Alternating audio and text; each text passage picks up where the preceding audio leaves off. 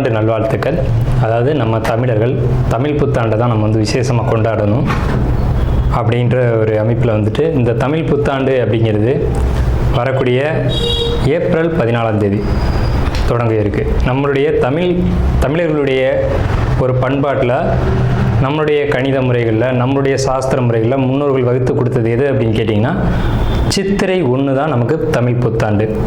பிறக்க போகிற தமிழ் புத்தாண்டு இந்த சித்திரை 1 அப்படிங்கிறது விஸ்வாசு வருடம். அதாவது 60 வருடங்கள் தமிழருக்கு பிரபவ விவ சுக்ல பிரமோத்துத பிரமோத்பத்தி ஆங்கிரச ஸ்ரீமுக பவ யுவ தாது ஈஸ்வர வெகுதானியா அப்படின்ட்டு 60 வருடங்கள் தமிழ் வருடங்கள் கொடுக்கப்பட்டிருக்கு. அதில் 39வது வருடமானது விஸ்வாசு வருடம். இந்த வருடத்தை நோக்கி தான் நம்ம அடியெடுத்து வைக்கிறோம். நம்ம தமிழர்களுடைய கலாச்சாரப்படி பல்வேறு மதங்களும் பல்வேறு இனங்களும் பல்வேறு கலாச்சாரங்களும் இருந்தாலும் இந்த உலகத்தினுடைய ஆதி கர்த்தா, ஜோதிட சாஸ்திரத்தினுடைய ஆதி கர்த்தா அப்படிங்கிறவங்க தமிழர்கள் தான். அப்படிங்கிறதுல எல்லளவு கூட மாற்றம் இல்லை அப்படிங்கிறத நீங்கள் நல்லா புரிஞ்சுக்கணும். இந்த உலகத்துக்கு சாஸ்திரத்தையும் நாள்காட்டியும் வான சாஸ்திரத்தையும் தொகுத்து கொடுத்தவங்க யாருன்னு கேட்டால் நம்ம தமிழர்கள். நம்ம தமிழ் புத்தாண்டை நம்ம மற்றவங்களுக்கு கொடுத்துட்டு மற்றவங்களுடைய கேலண்டர் எடுத்து நம்ம பயன்படுத்திக்கிட்டு இருக்கோம். இது மிகப்பெரிய ஒரு தவறு. இந்த இடத்துல நம்மளுடைய தமிழ் புத்தாண்டை நம்ம பின்பற்றணும்னு சொல்லி ஒரு வேண்டுகோளை நம்ம வச்சுட்டு இந்த தமிழ் புத்தாண்டு எப்படி இருக்குது அப்படிங்கிற அமைப்பையும், தமிழ் புத்தாண்டு என்ன, தமிழ் புத்தாண்டுடைய சிறப்புகளையும் நம்ம வந்து பேசுவோம். நாள் என் செய்யும் வினைதான் என் செய்யும் என்னை நாடி வந்த கோள் என் செய்யும் கொடுங்கூற்று என் செய்யும் கூரேசர் இருந்தாலும் சிலம்பும் சதங்கையும் தண்டையும் சண்முகன் தோளும் கடம்பும் என் கண்முன் வந்து தோன்றினேன். அதாவது நம்மளுடைய தமிழ் கடவுள் அப்படிங்கிறவர் முருகன் தாங்க. அகத்தியருக்கு தமிழை கற்றுக் கொடுத்தவர் யாருன்னு கேட்டிங்கன்னா முருகன் தாங்க. முருகன் தான் தமிழ் கடவுள். அதாவது அவருடைய பிறப்பு வேணால் நம்ம வந்து சிவன் பார்வதி அப்படி இப்படின்னு நம்ம சொல்லலாம். ஆனால் தமிழுக்கென்ற ஒரு கடவுள், தமிழினுடைய ஆதி கர்த்தா அப்படிங்கிறவங்க யாருன்னு கேட்டிங்கன்னா முருகன் தான். ஸோ அதனால் நம்ம முருகனை வணங்கி நம்ம இந்த பதிவை தொடர்வோம். சித்திரை 1 அப்படிங்கிறது ஏப்ரல் 14 ஆங்கில கணக்குப்படி. ஆங்கில கணக்கை தயவு செஞ்சு யாரும் எடுத்துக்க வேணாம். ஆங்கில நாள்காட்டி தவறானது தான். இது வந்து நம்ம சவால்கிட்டே சொல்லலாம். ஒரு 15 நாட்கள் ஆங்கில நாட்காட்டியில் காணாமல் போய் அதை தேடி கண்டுபிடிச்சி அதுக்காக நாட்களை திருத்தின ஒரு வரலாறு நம்ம வரலாறு இருக்குது. நல்லா தெரிஞ்சுக்கோங்க. இன்னையிலேருந்து இன்னும் நூற்றுக்கணக்கான வருடங்களுக்கு கிரகணத்தை ஆதி காலத்திலே குறித்து வச்சுருக்காங்க நம்ம முன்னோர்கள். ஸோ அப்படிப்பட்ட நம்மளுடைய தமிழ் வருடப்பிறப்பான விஸ்வாச வருடப்பிறப்பு எப்படி நடக்குது அப்படின்னு பார்த்தீங்கன்னா, திங்கட்கிழமை அன்னைக்கு பிரதமை திதியில் சுவாதி நட்சத்திரத்தில் வஜ்ரம் நாமயோகத்தில் கௌளவ கரணத்தில் பிறக்க இருக்குது. இந்த சித்திரை 1 தாங்க கேரளாவில் ஐயப்பனுக்கு நடை திறப்பு முதல்ல நடக்கக்கூடிய நாள் அப்படின்னா சித்திரை விசு அப்படின்னு சொல்லுவாங்க. விசு அப்படின்னா சமப்படுத்துதல் அப்படின்னு பேர். சித்திரை விசு அப்படிங்கிறத கேரளாவில் விசேஷமாக கொண்டாடுறாங்க. ஏன்னா நம்மகிட்டேருந்து பிழிஞ்சு போன ஒரு மொழி வந்து மலையாளம் அப்படிங்கிறது. சரி, விஸ்வாசு வருடத்துக்கு நம்ம முன்னோர்கள் என்ன விளக்கம் கொடுத்துருக்காங்க அப்படின்னா, விஸ்வாசு அப்படின்ற சொல் வந்துட்டு நேர்மை, நீதி, செல்வம் அப்படின்னு உயர்ந்த ஒரு அர்த்தத்தை வச்சுருக்காங்க. நம்மளுடைய தமிழ் மொழிக்கு நம்ம தமிழ்லேயே அர்த்தங்கள் தேட வேண்டிய ஒரு காலகட்டம் வந்தாச்சு. சரி, இந்த விஸ்வாசு வருடம் அப்படிங்கிறது நேர்மை, நீதி, செல்வம் அப்படிங்கிற ஒரு அர்த்தத்தில் வருது இந்த சொல் அப்படிங்கிறது.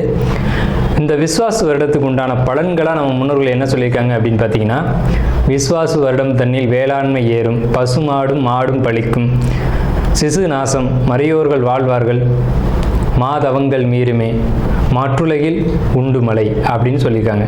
மற்றுலகில் உண்டு மலை அப்படின்னு முடிக்கிறாங்க.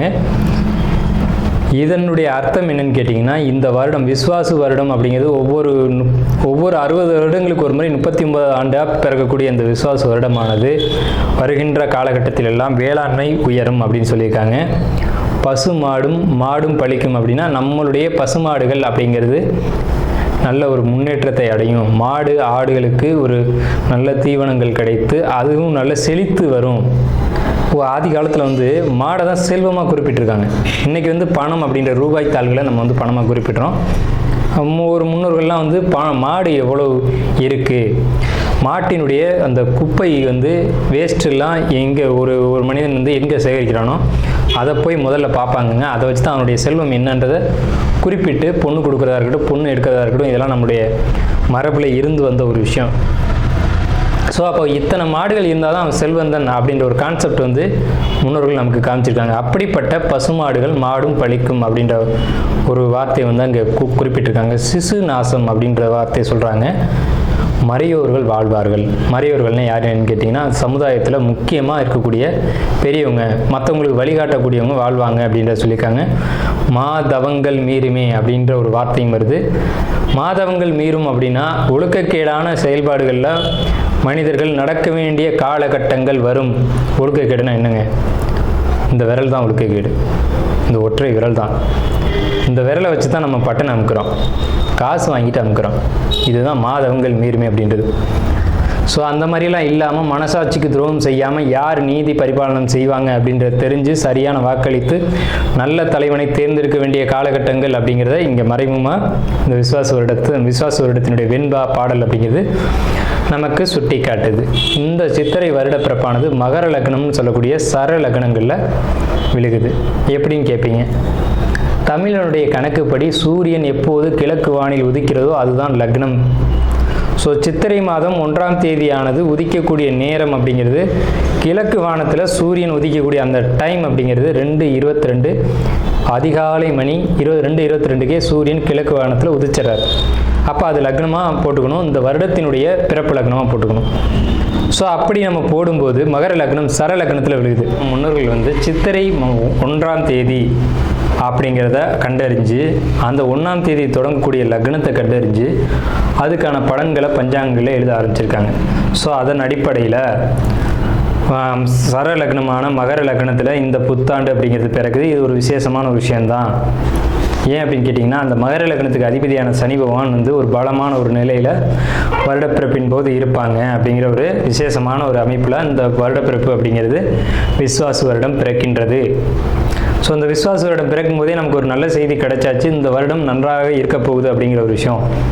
சரி, இதை சித்திரை மாதம் தான் நீங்கள் தமிழருடைய கலாச்சாரம் அப்படின்னு சொல்றீங்களே, இதுக்கு ஏதாவது ஆதாரம் இருக்கா அப்படின்னு கேட்டிங்கன்னா கண்டிப்பாக இருக்கிறது. புறநானூறு அப்படின்ற ஒரு தமிழ் இலக்கியம் இருக்குது. அதில் போய் தேடி பார்த்தீங்க அப்படின்னா தலைநாள் பூத்த பொன் இணர் வேங்கை அப்படின்ற சொல்லும், கனிவேங்கை நன்னாளே நாடி மலர்தலால் அப்படின்ற வார்த்தை வரும். அதாவது சித்திரை மாதத்தில் பூக்கள் அதிகமாக பூத்து குலுங்கும், அதனால தலைநாள் அப்படின்ற சொல்ல யூஸ் பண்ணுறாங்க. தலைநாள்னா முதல் மாதம் அப்படின்னு, தலை மாதம் கடை மாதம் அப்படின்னு பிரிக்கிறாங்க.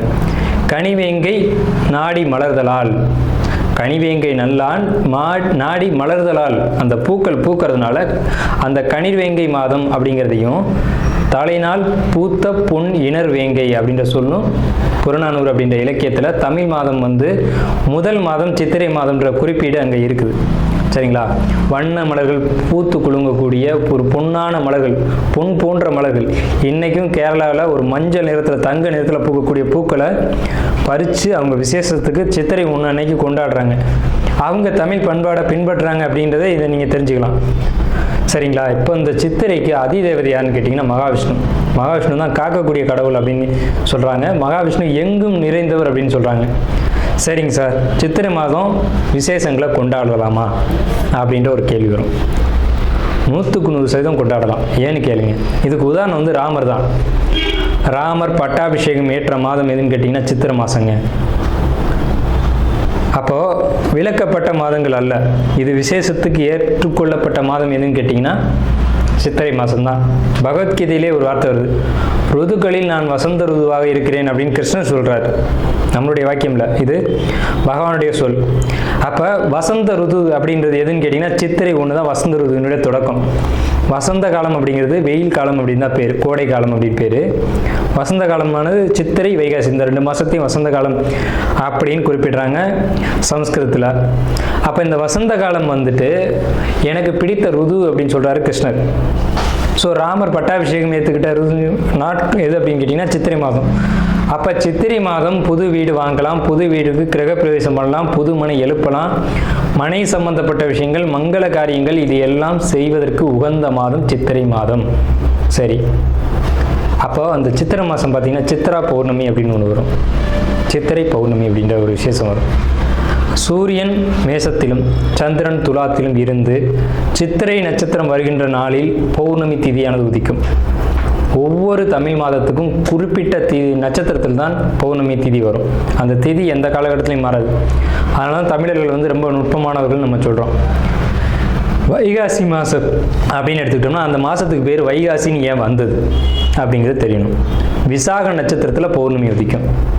மேச ராசியானது மே மாதம் நம்ம மேச ராசின்னு சொல்கிறோம், மேடத்தை மே அப்படின்னு சொல்கிறோம்.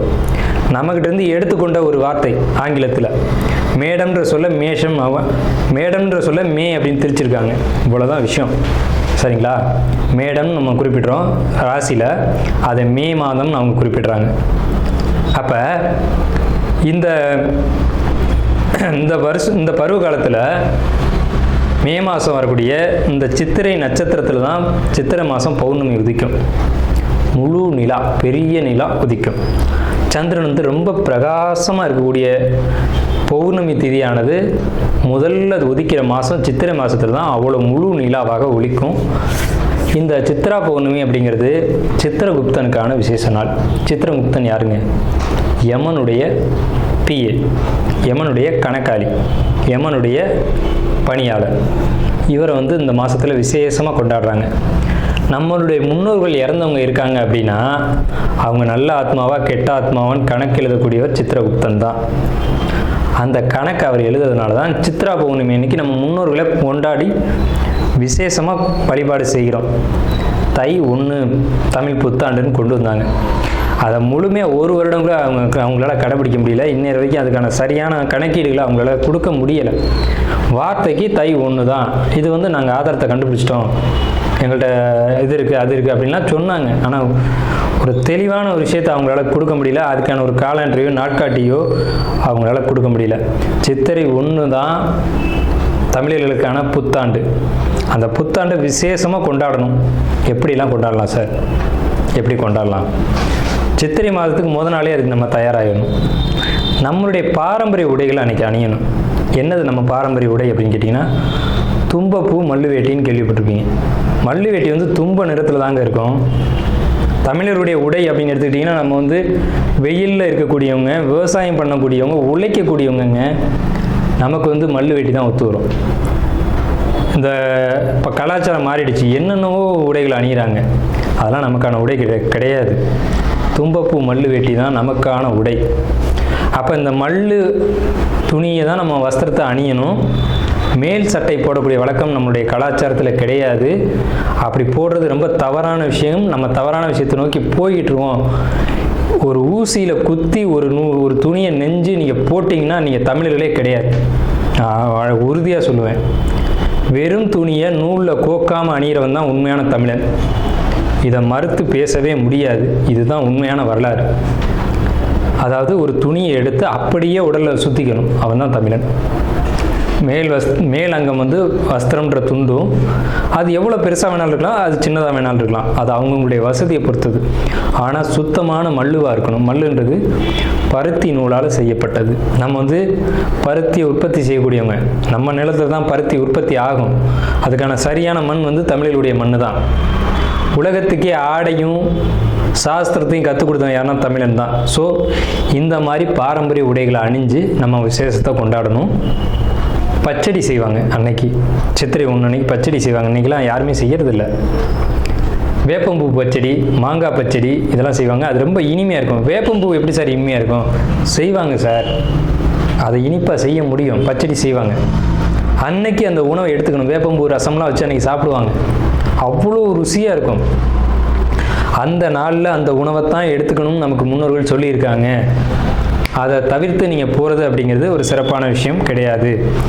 சரி, நம்ம வந்து இந்த 39ஆவது ஆண்டில் இருக்கோம். கலியுகாதி வருஷம் 5127ஆவது ஆண்டு இந்த விசுவாச வருடம் பிறக்குது. இந்த ஆண்டினுடைய ராஜா மந்திரி அப்படிங்கிறது சூரியன். இந்த ஆண்டினுடைய ராஜா மந்திரி அப்படிங்கிறது சந்திரன். அர்க்காதிபதி சூரியன், மேகாதிபதி சூரியன், சஸ்யாதிபதி குரு, சேனாதிபதி சூரியன், ரசாதிபதி சனி. இந்த ஆண்டினுடைய ராஜா அப்படின்னு சொல்லக்கூடியவர் சந்திரன் பலமாக இருக்காங்க. இந்த ஆண்டு தொடக்கத்திலே பலமாக இருக்காங்க. சனி பலமாக இருக்காங்க. சூரியன் பலமாக இருக்காங்க. சூரியன் எப்போவுமே வருஷ ஆண்டு பிறப்பு அப்படின்னாலே சூரியன் பலமாக தான் இருப்பார். அது என்ன ஸ்பெஷல்னு கேட்டிங்கன்னா, அந்த வீடு வந்து எந்த ஒரு பலகீனமும் அடையாமல் இருக்குது. மேசராசி. சஸ்யாதிபதி குரு அதீத பலத்தில் இருக்கார். எப்படின்னு கேட்டிங்கன்னா, பரிவர்த்தனை யோகத்தில் குரு சுக்கிரன் பரிவர்த்தனையில் தங்களுடைய வீடுகளை மாற்றிக்கிட்டு, பகைக்கிரகங்கள் தான் குரு சுக்கிரன், ஆனால் தங்களுடைய வீடுகளை பரிமாற்றம் செஞ்சுக்கிட்டு நல்ல ஒரு பலமான நிலையில் இருக்காங்க. இந்த வருஷம் மழை வந்து ரொம்ப அற்புதமாக பெய்யும். சகல ஜீவராசிகளுக்கும் உணவுகள் தட்டுப்பாடு இல்லாமல் கிடைக்கும். ரொம்ப பெரிய ஒரு அற்புதமான விஷயம். அன்னதானங்கள், கோயில் விசேஷங்கள் சிறப்பாக நடக்கும். ஆனால் அந்த புனித யாத்திரைக்குள் போகக்கூடியவங்களுக்கு இந்த விஸ்வாச வருடம் அவ்வளோ சிறப்பாக இல்லை. அங்கே சில நெருக்கடிகள், தொந்தரவுகள் இருக்கலாம் அப்படின்ற ஒரு சின்ன மைனஸ் மட்டும்தான் இருக்குது. அதே நேரத்தில் உணவு உற்பத்திகள் அப்படிங்கிறது அதிகரிக்கும். மழை நல்லா பொழியும். அணு ஆயுத உற்பத்திகள் அதிகமாக இருக்கும். ஆயுதங்கள், இரும்பு, எஃகு போன்ற விஷயங்களுடைய உற்பத்தி அதிகரிக்கும். மருத்துவத்தில் இந்திய தேசம் முதலிடத்தை வகிக்கும். வட மாநிலங்களில் வெள்ள பாதிப்புகள் ஏற்படும். மின்சார தடைகள் அடிக்கடி ஏற்படும். பேட்டரி வாகனங்கள் அதிகரிக்கும். பெரும்பாலும் இந்த பெட்ரோலியம் சம்மந்தப்பட்ட வாகனங்கள் அப்படிங்கிறது குறையும். தங்கம், வெள்ளி உளைச்சல் அப்படிங்கிறது உச்சத்தை அடையும். விலை உச்சத்தை அடையும். தங்கம், வெள்ளியை பொறுத்த வரைக்கும், ஆபரணங்களை பொறுத்த வரைக்கும் விலை உச்சத்தை அடையும். ஆனால் விலையும் அதிகம் அடையும் போதெல்லாம் அந்த விற்பனையும் அதிகமாகும். நல்ல லாபங்கள் கிடைக்கும். அதிகமாக தங்க நகைகளை வாங்கி அணியக்கூடியதும் சேமிக்கக்கூடியதும் இந்த ஆண்டு மக்கள் செய்வாங்க. சுரங்கம், பெட்ரோலியம், கிணறு இதை பொறுத்த வரைக்கும் விபத்துக்கள் ஏற்படுத்தி கொண்டே இருக்கும். பெண்களுக்கு அவமரியாதைகளும் பாலியல் தொந்தரவும் நடைபெறும். இது ஒரு மைனஸ் தாங்க. பூச்சி, கருவண்டு இந்த மாதிரியான விஷயங்கள் அதிகரிக்கும். வெங்காயம், தக்காளி, பூண்டு, மாங்காய், புளி இதனுடைய உற்பத்தியும் அதிகமாக இருக்கும். விலையும் அதிகமாக இருக்கும். மனிதர்களுக்கு இந்த நடைப்பயணம் போகக்கூடியவங்களுக்கு மட்டும் கொஞ்சம் தொந்தரவுகள் இருக்குங்க. இது இந்த ஆண்டினுடைய பலனாக இருக்குது. இந்த ஆண்டு எப்படி கொண்டாடணும் அப்படின்றத பற்றி நம்ம பேசணும், சரிங்களா? அப்போ அந்த நாளில் புத்தாடைகள் அணிஞ்சு விசேஷமாக நம்ம அதுக்கு முத நாளே தயாராகிடணும். சித்திரை கனி காணுதல் அப்படின்னு சொல்லுவாங்க. சித்திரை கனி காணுதல் தமிழர்களுடைய ஒரு மரபான பண்பாடு. இந்த சித்திரை மாதத்துக்கு முத நாளே அதுக்கான ஏற்பாடுகள்லாம் செஞ்சு வச்சுட்டு நீங்கள் அடுத்த நாள் புத்தாண்டு பிறக்கும்போது அந்த சித்திரை கனி காணுதலோடு நீங்கள் தொடங்குனீங்க அப்படின்னா இந்த புத்தாண்டு ரொம்ப பெரிய விசேஷத்தை உங்களுக்கு கொடுக்கும். நீங்கள் 12 ராசிகளில் எந்த ராசியில் பிறந்திருந்தாலும் உங்களுக்கு ஏற்றம் தான் அப்படிங்கிறதுல மாற்றுக்கிறதுக்கு இடமில்லை. 12 ராசிகளுக்கும் யோகத்தை கொடுக்கக்கூடிய ஒரு ஆண்டு தான் இந்த சித்திரை புத்தாண்டு பிறப்பு, விஸ்வாச வருட பிறப்பு. விஸ்வாசு அப்படின்னாலே விஸ்வாசம் அப்படின்ற சொல்ல ஒரு தெரிந்த சொல்ல தான் நம்ம பார்க்குறோம். நேர்மையாகவும் மக்கள் செயல்படுவாங்க, நீதியோடு நடந்துக்குவாங்க. நீதி என்னன்றது தெரியும். தலைமையில் இருக்கக்கூடியவங்களுக்கு கொஞ்சம் தொந்தரவுகள் வரும்.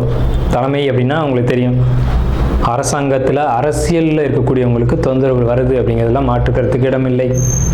இதை பலர் சொல்லலாம், பலர் மறுக்கலாம். நடக்கும்போது சில விஷயங்கள் நீங்கள் தெரிஞ்சுக்கிங்க. புத்தாண்டினுடைய பிறப்பானது சிம்ம மாந்தியில் தொடங்குகிறது. அப்போ தலைமையில் இருக்கக்கூடியவங்க யாருன்னு நம்ம குறிப்பிட்டு சொல்ல முடியாது. எல்லாருமே தலைமை தான். அந்த பார்லிமெண்ட்டு, அதே மாதிரி நாடாளுமன்றம், இந்த மாதிரி இடங்களுக்கு போகக்கூடியவங்க எல்லாருமே தலைமை தான். இவங்களுக்கு மட்டும் கொஞ்சம் எச்சரிக்கையாக இருக்கணும் அப்படின்ற காலகட்டம். உடலையும் மனதையும் தைரியமாக பார்த்து கொள்ள வேண்டும் அப்படின்ற காலகட்டம் இந்த விஸ்வாச வருடம். அதே சமயத்தில் நீதி, நேர்மை யாரெல்லாம் கடைபிடிக்கிறீங்களோ உங்களுக்கு இந்த விஸ்வாச வருடம் உங்களை விசுவாசமாக காப்பாற்றும் அப்படிங்கிறதுலேயும் மாற்றுக்கிறதுக்கு இடம் இல்லைங்க. ஸோ நம்மளுடைய இந்த வீடியோ பார்த்த அனைவருக்கும் நன்றிகள். ரிஷப ராசியில் முதல் பகுதியாக இருக்குது கார்த்திகை நட்சத்திரம். கார்த்திகை நட்சத்திரத்துக்கு விஸ்வாச ஆண்டு எப்படி இருக்கும்? கண்டிப்பாக நல்லாயிருக்கும். நிச்சயமாக கடந்த ஆண்டை காட்டிலும் இந்த ஆண்டு சிறப்பாக இருக்கும். கடந்த குரோதி ஆண்டை காட்டிலும் விஸ்வாச ஆண்டு வெற்றிகரமான ஒரு ஆண்டு கார்த்திகை நட்சத்திரத்துக்கு.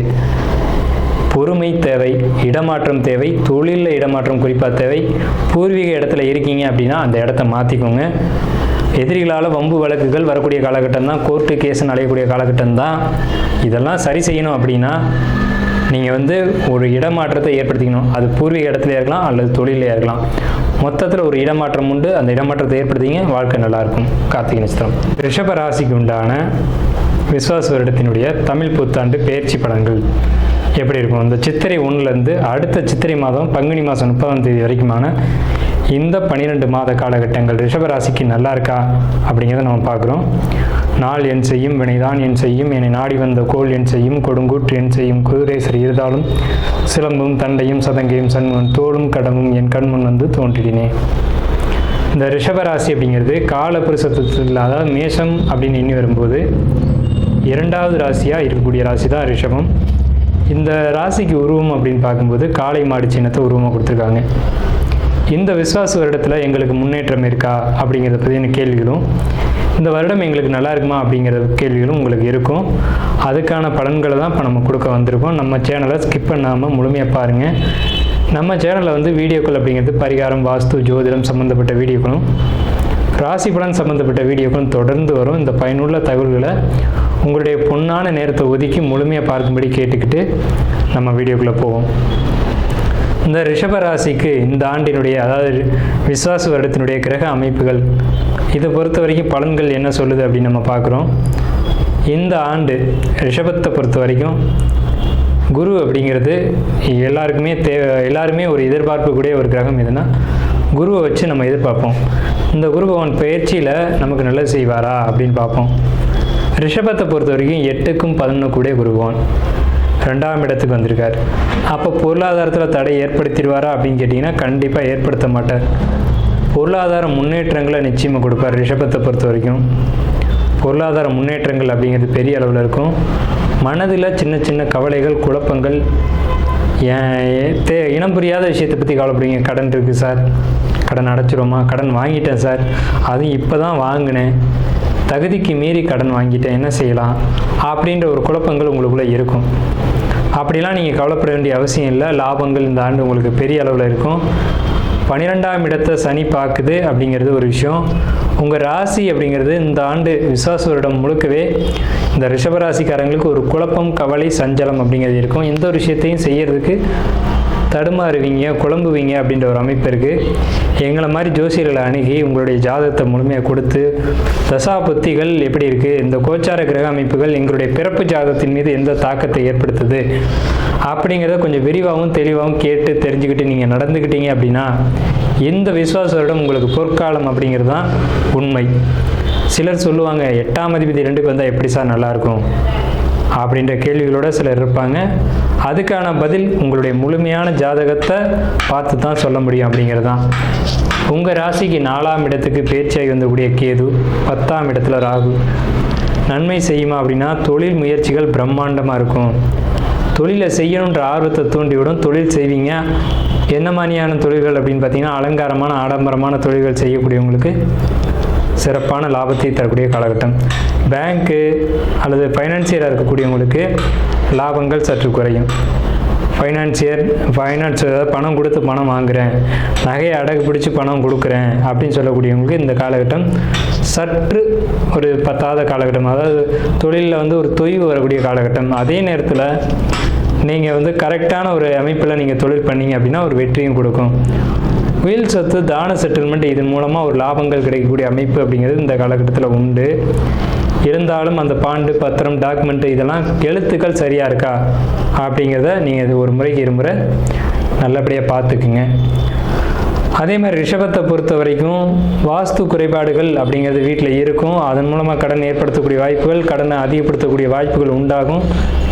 வாஸ்து பிரச்சனைனால கடன் பிரச்சனையில் மாட்டிக்கக்கூடிய ஒரு தொந்தரவான காலகட்டம். நீங்கள் வீடு மாறியிருப்பீங்க அல்லது வீடு வாங்கியிருப்பீங்க சமீப காலகட்டத்துக்குள்ளே. அந்த வீட்டில் ஏதாவது ஒரு குறை இருக்கும். அந்த குறையினால் நீங்கள் கடன் வாங்கக்கூடியது, கடனில் பிரச்சனைகளை மாட்டிக்கூடிய ஒரு அமைப்பு அப்படிங்கிறது இந்த காலகட்டத்தில் உண்டு தாங்க, இல்லைன்னு நம்ம மறுக்க முடியாது. ஆகையினால் நீங்கள் வாஸ்து பார்க்கக்கூடிய ஜோசியர்களையும் எங்களை மாதிரி ஜோசியர்களை பார்த்து வாஸ்துவில் ஏதேனும் குறைகள் இருக்கா அல்லது எங்களுடைய பிறப்பு ஜாதகத்தில் ஏதேனும் குறைகள் இருக்கா அப்படிங்கிறத நீங்கள் ஒரு முறைக்கு இருமுறை நல்ல ஆய்வு செஞ்சுக்குங்க. ஏன்னா இந்த காலகட்டம் கடன் பிரச்சனையில் மாட்டி மன வருத்தங்கள் ஏற்பட்டு குழப்பங்களுக்குள்ளேயும் சங்கடங்களுக்குள்ளேயும் நீங்கள் இருக்கணும் அப்படின்ற ஒரு அமைப்பு இருக்குது. ஸோ இதை பொறுத்த வரைக்கும் ஜோதிடர்கள் தான் தீர்வு தர முடியும். விஸ்வாச வருடம் அப்படிங்கிறத பொறுத்த வரைக்கும் விஸ்வாசு அப்படின்ற சொல்லுக்கு நேர்மை, நீதி, நியாயம், செல்வம் அப்படின்னு அர்த்தம். ஸோ இந்த ஆண்டு பொதுவாக பார்க்கும்போது எல்லாருக்கும் நல்ல பலன்களை தான் கொடுக்குது. உங்களை மட்டும் என்ன கெடுத்துட போகுது அப்படின்னு நான் சொல்கிறேன். ஸோ ரிஷபத்தை பொறுத்த வரைக்கும் தனவரவுன்னு சொல்லக்கூடிய 2ஆம் இடத்துல குரு பாசிட்டிவாக தான் இருக்கும். இருந்தாலும் உங்கள் சுய ஜாதகத்தை ஒரு முறைக்கு இருமுறை பார்த்துக்குங்க. டாக்குமெண்ட் பிரச்சனைகள் உண்டு. வீடு அப்படின்ற ஒரு விஷயத்தை பொறுத்த வரைக்கும் எச்சரிக்கையாக இருக்கணும் அப்படின்ற அமைப்பு உண்டு. நேரம் காலம், அதாவது தசாபுத்திகள் கொஞ்சம் பாசிட்டிவாக இருந்துச்சு அப்படின்னா உங்களுக்கு பொற்காலமே. இதை நம்ம முன்னாடியே சொல்லிட்டோம். அதை பொறுத்த வரைக்கும் உங்களுக்கு 8ஆம் வீட்டை சனி பார்க்குறாரு அப்படிங்கிறதுனால, உங்களுடைய 8ஆம் வீட்டை சனி பார்க்குறாரு அப்படிங்கிறதுனால தான செட்டில்மெண்ட், உயில் சொத்துக்களை பொறுத்த வரைக்கும் சின்ன சின்ன தடைகளை ஏற்படுத்தும். அதில் டாக்குமெண்ட் பிரச்சனை இருக்கா, எழுத்து பிரச்சனை இருக்கா அப்படிங்கிறத பார்த்துக்கணும். உங்களுக்கு வந்த சொத்து அல்லது வரவேண்டிய சொத்துக்கள் தடைப்படக்கூடிய காலகட்டம். உறவு நிலைகள் பொறுத்த வரைக்கும் சின்ன சின்ன இடையூறுகள் இருக்கும். சகோதர உறவுகள், நண்பர்கள் வழி உறவுகளில் சின்ன சின்ன மனக்கசப்புகள் இருக்கும். நண்பர்கள் விலகி போவாங்க. விலகி போன நண்பர்கள் உங்கள்கிட்ட மறுபடியும் பேசணும்னு நினைக்கும் போது அவங்கள ஏற்றுக்கோங்க. அப்போ தான் உங்களுடைய ஒரு நல்ல வழிகாட்டுதல், உங்களுக்கு ஒரு உதவி அப்படிங்கிறது கிடைக்கும். ஸோ தொழில் செய்யக்கூடிய காலகட்டம் தான். தொழிலில் வந்து புதிய தொழில்கள் தொடங்கக்கூடிய ரிஷபராசிக்காரங்களை பொறுத்த வரைக்கும் புதிய தொழில்களை தொடங்குங்க அப்படின்னு தான் நம்ம சொல்லுவோம். ஏன்னா அதுக்கான சரியான காலகட்டங்கள் இருக்குது. ஜாதகத்தை மட்டும் ஒரு முறை பார்த்துக்கோங்க. மற்ற எல்லா விஷயங்களை பொறுத்த வரைக்கும் ரொம்ப சிறப்பாக இருக்குது. கடன் வாங்குறத பொறுத்த வரைக்கும் கொஞ்சம் எச்சரிக்கையாக இருங்க. எடுத்தோம் கவுத்தோன்னு கடன் வாங்க வேணாம். ரிஷபத்தை பொறுத்த வரைக்கும் யாருக்கெல்லாம் கன்னியில் அல்லது கடகத்தில் அல்லது மீனத்தில் சுக்கிரன் இருக்கோ இவங்க புதிய வீடு கட்டக்கூடிய யோகம் வந்தாச்சு. ஸோ இந்த அமைப்பை பொறுத்த வரைக்கும் ஜோதிடர்களை கொஞ்சம் அணுகி கேட்டுக்கோங்க. கடகத்தில் ரிஷப ராசிக்காரங்களுக்கு சுக்கிரன் இருந்தாலும் சரி, கன்னியில் இருந்தாலும் சரி, மீனத்தில் இருந்தாலும் சரி, இந்த காலகட்டத்தில் புதிய வீடு கட்டுவீங்க, நல்ல வீடு வாங்குவீங்க. அப்படின்ற வீடு அதிர்ஷ்ட யோகம் அப்படிங்கிறது உங்களுக்கு நிச்சயமாக இருக்குது. விருச்சிகத்தில் சுக்கிரன் இருந்தாலும் இந்த யோகம் உண்டு. ஸோ இந்த ஒரு அமைப்பு அப்படிங்கிறது ரொம்ப சிறப்பான ஒரு காலகட்டம். பொதுவாக உங்களுக்கு குழப்பங்கள் அப்படிங்கிறது இருந்துக்கிட்டு இருக்கும். நம்ம இதை தான் மறுபடியும் சொல்கிறோம். குழப்பங்களை பொறுத்த வரைக்கும் தேவையற்ற குழப்பங்களை ஒதுக்கி வச்சுருங்க. தேவையில்லாத மன அழுத்தங்கள், டிப்ரெஷன் அப்படிங்கிற ஒரு விஷயம் உங்களுக்குள்ளே வரும். நெஞ்சு மார்பு பகுதிகளை பொறுத்த வரைக்கும் ரிஷபராசிக்காரங்க எச்சரிக்கையோடு இருக்கணும். உங்கள் ராசிக்கு 4ஆம் இடத்துல கேது. 4ஆம் இடம் என்பது இருதயம், மார்பு, இதை குறிக்கக்கூடிய இடம். அங்கே கேது அப்படிங்கிறது அடைப்பு, ஒரு பிரச்சனை, ஒரு அழுத்தம், ஒரு சிக்கல், ஒரு குழப்பம், இதை கொடுக்கக்கூடிய காலகட்டமாக இருக்குது. ஸோ இந்த விஷயத்தை பொறுத்த வரைக்கும் நீங்கள் எச்சரிக்கையாக இருந்தால் போதுமானது. உடல் ரீதியில் மனம் சம்மந்தப்பட்ட குழப்பங்களையும் மனம் சம்மந்தப்பட்ட பாதிப்புகளையும் ஆட்டோமேட்டிக்காக மன அழுத்தம் வந்துச்சுனாலே இருதய பிரச்சனைகள் அப்படிங்கிறது வந்துடும். அதுக்காக தான் நான் மீண்டும் சொன்னேன், உங்களுடைய சுயஜாதத்தையும் உங்களுடைய வீட்டு அமைப்பையும் ஒரு முறைக்கு இருமுறை பார்த்து கொள்ளுங்கள் அப்படின்னு சொல்லிட்டு. ஸோ உங்களுக்கு எல்லாமே பாசிட்டிவாக இருக்குது. இந்த ஆண்டு விஸ்வாச ஆண்டு உங்களுக்கு புத்தாண்டு புதிய ஒரு நல்ல பலன்களை வழங்கும் அப்படிங்கிறத சொல்லி நம்ம இந்த ஒரு வீடியோவை நிறைவு செய்வோம். வாழ்த்துக்கள்.